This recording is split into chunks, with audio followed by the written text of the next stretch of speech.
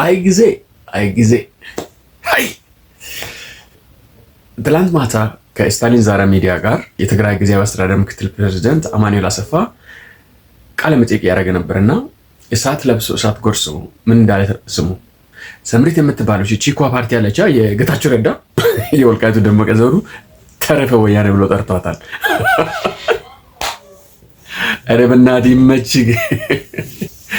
እና ምንድነው እያለ ያለው በፌደሬሽን ምክር ቤት ወልቃይትና ራያን በተመለከተ የተወሰነው ውሳኔ ትክክል አይደለም በማለት ወደ ፍርድ ቤት ወሰደ። ፍርድ ቤት ደግሞ ያንን ውሳኔ እንዳገደ ሰምተናል። ያው ፍርድ ቤት የፌደሬሽን ምክር ቤትን ውሳኔ መቀልበስ ይችላል ወይ የሚለውን እሱን አብረን የምናየው ይሆናል።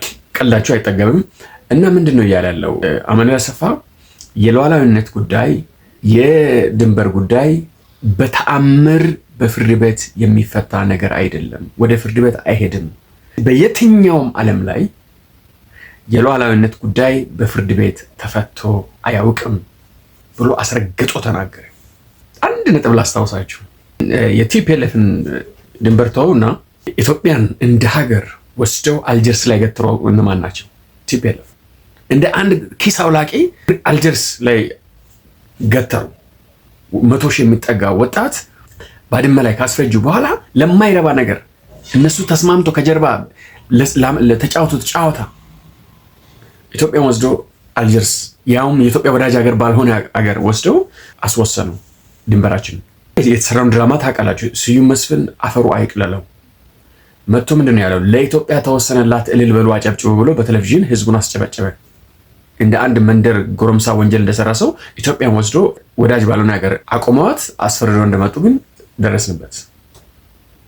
የእናንተ ታሪክ ይህንን ነው የሚያሳየው።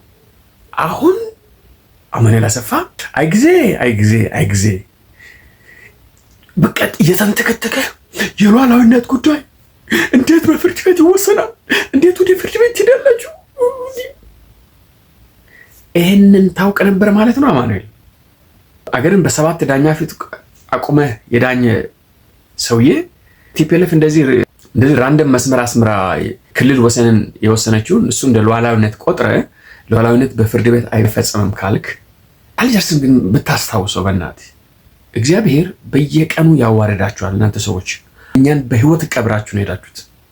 አሁንም ቢሆን እግዚአብሔር ከረዳን ነው የምንነሳው በነገራችን ላይ እንጂ መነሳት እንዳንችል አድርጋችሁ አባልታችሁን አፋርሳችሁን አጨፋጭፋችሁ ነው ሄዳችሁት። እግዚአብሔር ከረዳን እንነሳለን፣ ካልረዳን ግን የእናንተ ሀሳብ ይሳካል። ግን አትሊስት ውርደታችሁን እያየን ውርደታችሁን ጨምሮ ጨማምሮ ያሳይልን።